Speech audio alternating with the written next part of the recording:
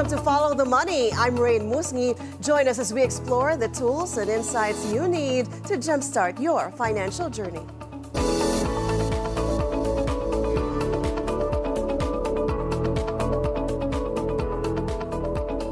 U.S. President Joe Biden unlawfully blocked Nippon Steel's $14.9 billion bid for U.S. Steel through a sham national security review. The companies, Nippon Steel and U.S. Steel, want the U.S. Court of Appeals for the District of Columbia to overturn Biden's decision to scuttle the deal so they can secure another shot at approval through a fresh national security review unfettered by political influence. The companies alleged in a lawsuit they filed on Monday Biden prejudiced the decision of the Committee on Foreign Investment in the U.S., which scrutinizes foreign investments for national security risks, and violated the company's right to a fair review. The companies also alleged that Biden sought to kill the deal to, quote, curry favor with the USW leadership in Pennsylvania in his bid for re-election. Nippon Steel Vice Chair Takahiro Mori told Nikkei on Monday the CFIUS review process lacked integrity as the Japanese company received no written feedback on the proposed national security agreement. A White House spokesperson defended the review, saying President Biden is protecting U.S. security, infrastructure, and its supply chains. Nippon Steel President Tadashi Imai told reporters on Monday that filing a lawsuit against the U.S. government is just one of its important options. Japan strongly urges the U.S. government to alleviate concerns over future investment between the two countries after U.S. President Biden blocked Nippon Steel's proposed acquisition of U.S. Steel. At a news conference following New Year prayers at Ise Jingu Shrine, Prime Minister Shigeru Ishiba said that he viewed Biden's decision as a grave matter that has led to concerns among Japanese businesses over the future of bilateral investment. Japan is the biggest investor into the U.S. economy, and some business leaders and officials have voiced a concern that the deal's failure may cool down investment flow from the country. 日本の産業界から今後の日米間の投資 It's inappropriate for the Japanese government to comment on matters relating to the management of individual companies, so we will refrain from doing so. However, we strongly urge the U.S. government to take measures and dash such concerns. We must insist on an explanation as to why there are security concerns, otherwise there will be no progress in future discussions. Although as an allied nation, I think it is very important for the future of our relationship. Unfortunately, it is true that we have heard concerns voiced by the Japanese industries over future investments between Japan and the United States. We must view this issue as a grave matter. Japan shares opened slightly lower on Monday, its first trading session of 2025, after the U.S. president blocked Nippon Steel's proposed acquisition of U.S. Steel. The benchmark Nikkei 225 closed 1.5% lower. Speaking at the opening ceremony for the first trading day of the year, Japan's finance minister praised the country's market gains during 2024 and hoped for a prosperous year ahead. 昨年は日経平均株価が過去最高を更新し Last year, the Nikkei share average reached its all-time high, and the market capitalization of the prime market exceeded $6.3 billion for the first time, marking a year of great progress for the Tokyo Stock Exchange. We hope that efforts will continue to make the Tokyo Stock Exchange a more attractive market. I sincerely wish everyone a year of happiness and success. I hope that Japan's financial and capital markets continue to grow and develop, in spite of those significant changes.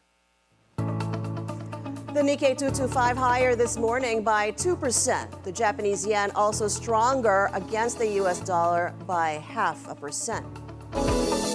The U.S. Defense Department said on Monday it has added Chinese tech giants, including gaming and social media leader Tencent Holdings and battery maker CATL, to a list of firms it says work with China's military. According to a document published on Monday, the list also included chip maker Changshin Memory Technologies, Quectel Wireless, and drone maker Autel Robotics.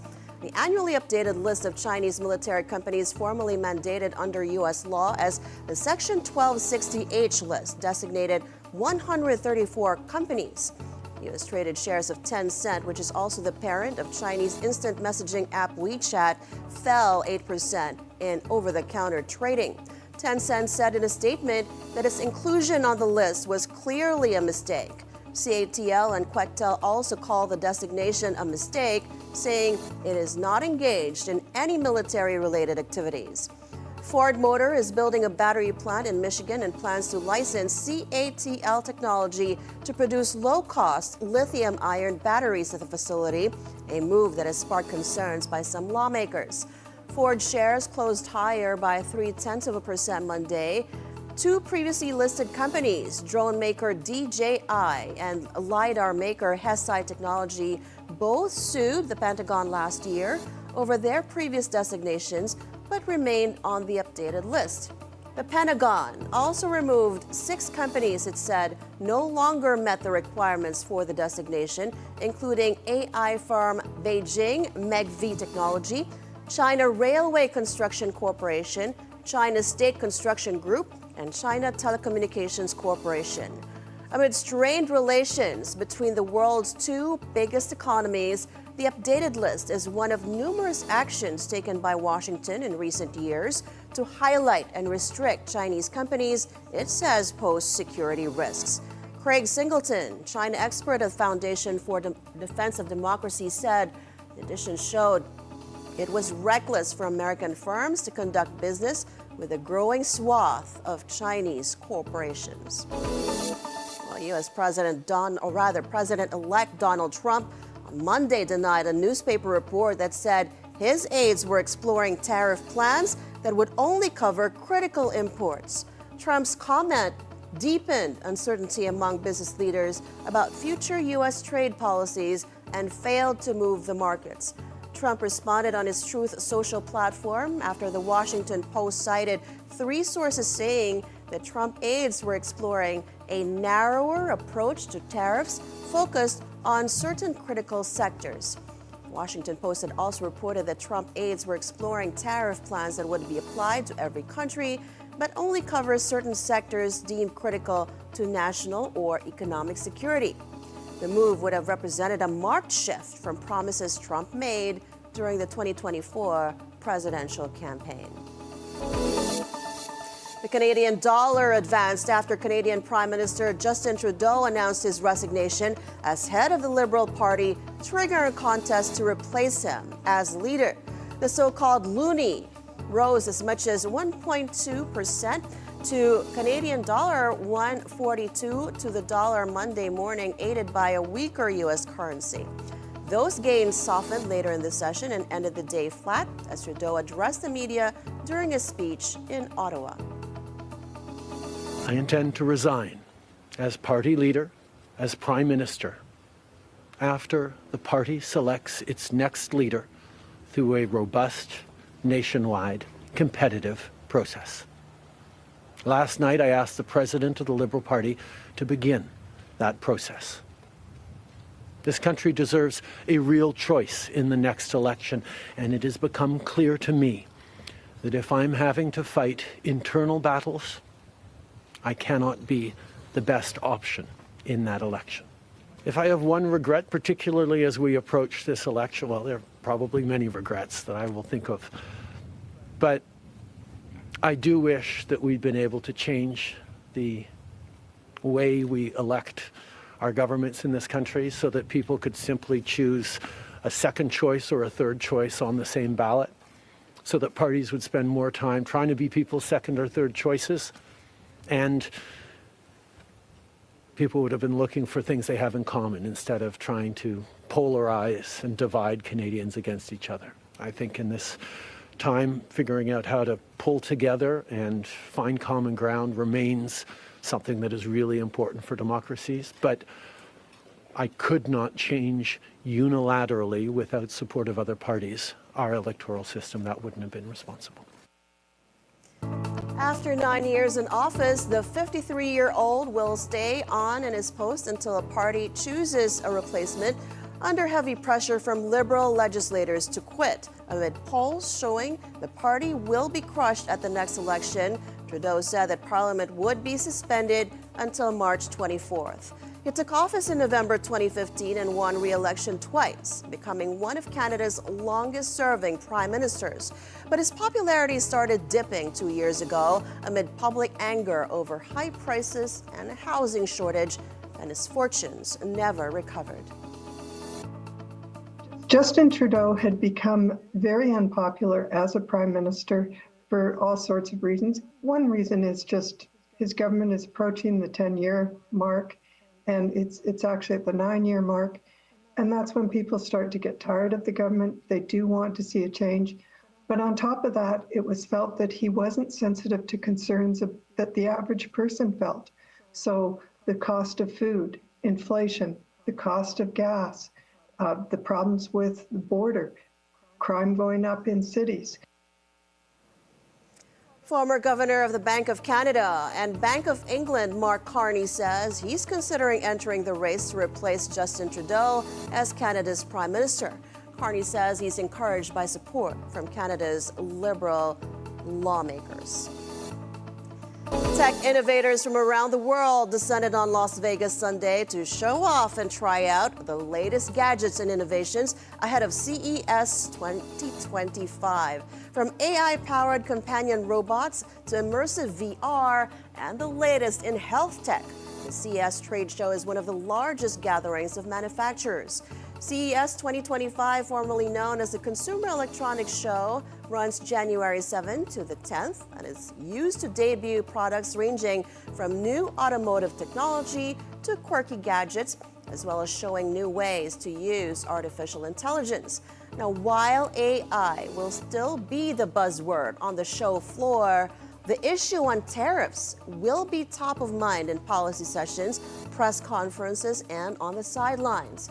Analysts and suppliers in the U.S. and comes days before the inauguration of President-elect Donald Trump, who has pledged big tariffs on imports from Canada, Mexico, China, and other U.S. trading partners.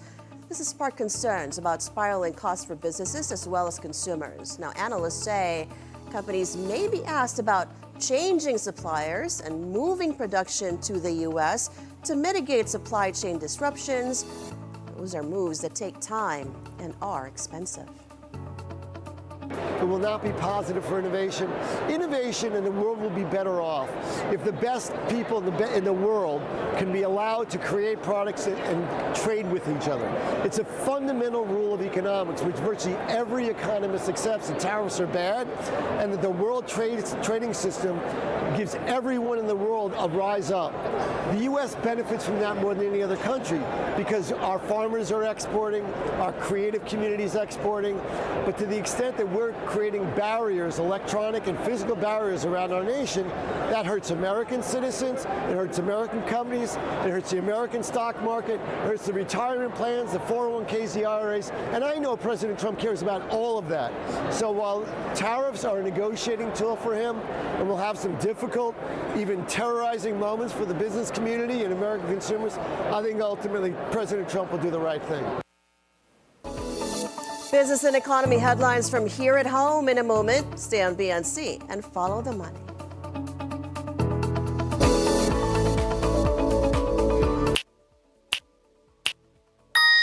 What age do you start losing significant hair? Some as early as their late teens, which can be quite impactful on their lives. 1,000%, yes. Exactly, but in general, between the ages of about 25 to up to 65. And it comes at all stages of their life. So we're so happy to kind of help people at their college days to really the beginning of a marriage to the end of a marriage. You'd be surprised to know how many women experience and suffer in silence, so use all sorts of techniques and hairstyles to cover their hair loss. Right. Some can be genetic, some can be connected to postpartum, or could also be caused by hairstyles like traction alopecia. Right.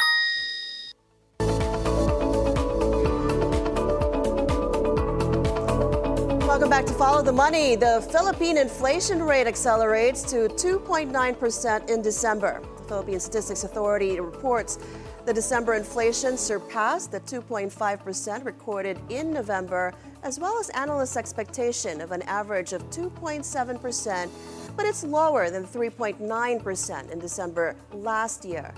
The latest data sets the average inflation for 2024 to 3.2%, slower than the 6% recorded in 2023, but well within government's target of 2 to 4%. The PSA attributes the accelerated inflation to the faster annual increase of prices in housing, water, electricity, gas, and other fuels. The Bangko Sentral ng Pilipinas says the balance of risks to the inflation outlook continues to lean to the upside due to adjustments in transport fares and power rates. The Philippine Central Bank also says the within-target inflation continues to support the shift toward less restrictive monetary policy. Philippine manufacturing sector closes 2024 on a high note, with the Purchasing Managers Index, or PMI, soaring to 54.3 in December. This marks its strongest performance in 7 years, signaling resilient industrial growth and renewed business optimism. This robust recovery bolsters job creation and enhances investor confidence as the country gears up for 2025. Sujin Kim has the details.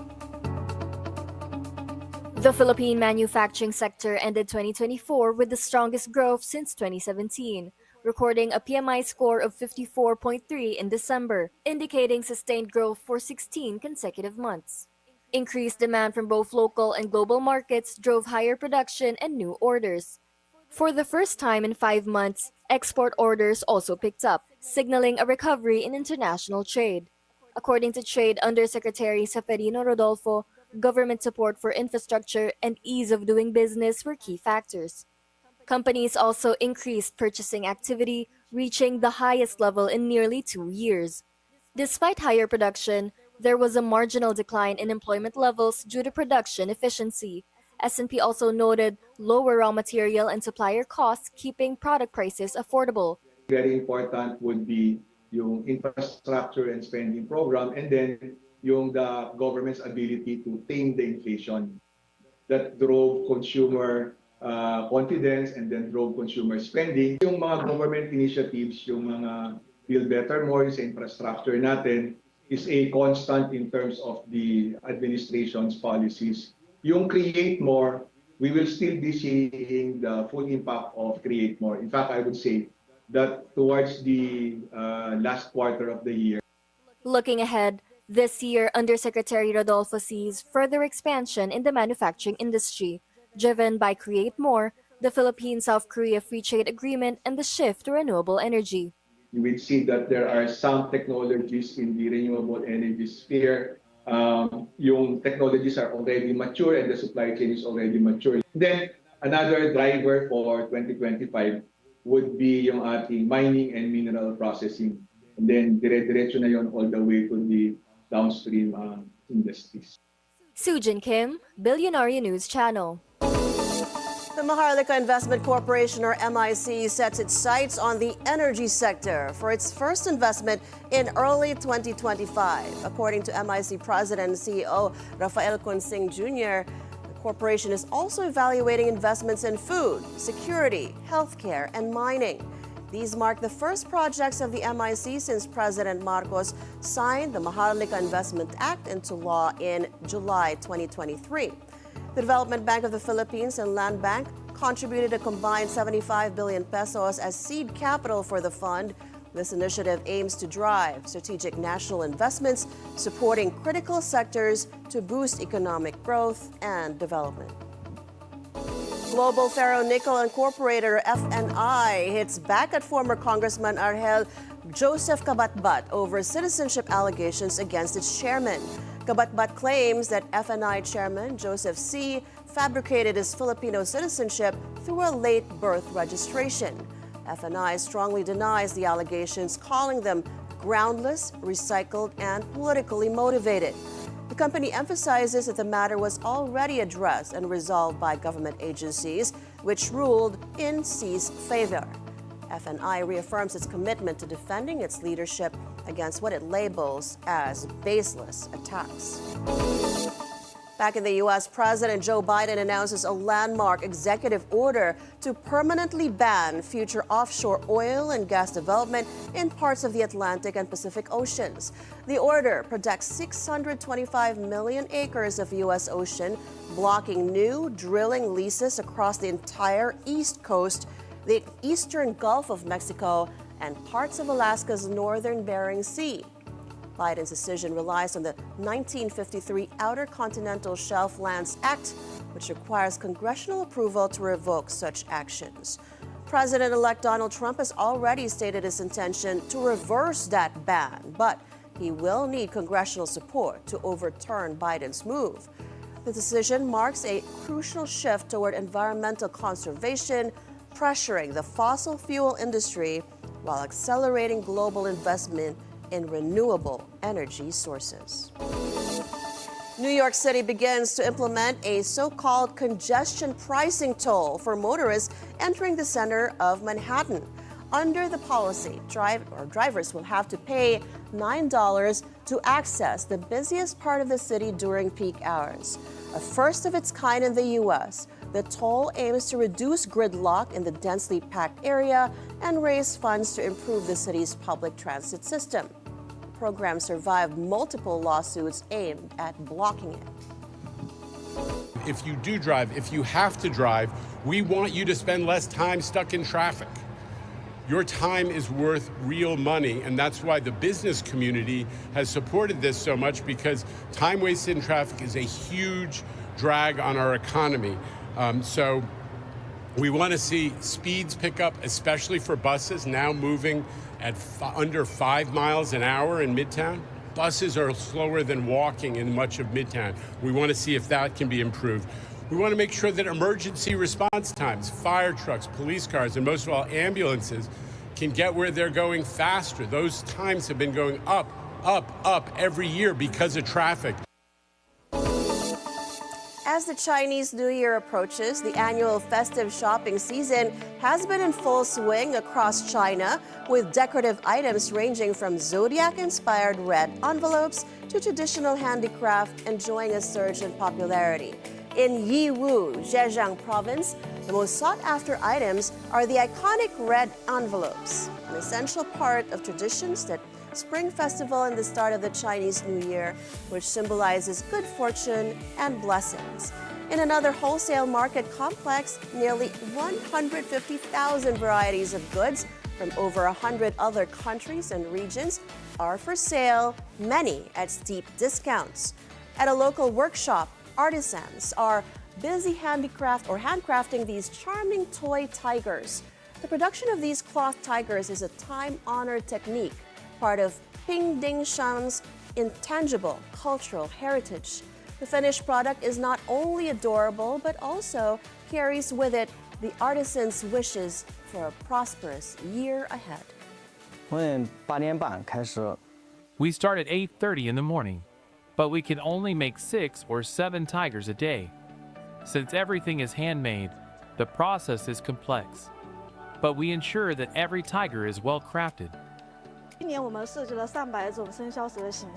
This year, we've designed over 100 different representations of the zodiac snake, such as cartoon snakes and the God of Wealth snake. There is also the lion dance-inspired snake made of silk that can be worn as a bag. It's very popular with children. And that is it for today's edition of Follow the Money. I'm Raine Musñgi. Thank you so much for watching. Keep it here on BNC, the Bilyonaryo News Channel, always on top.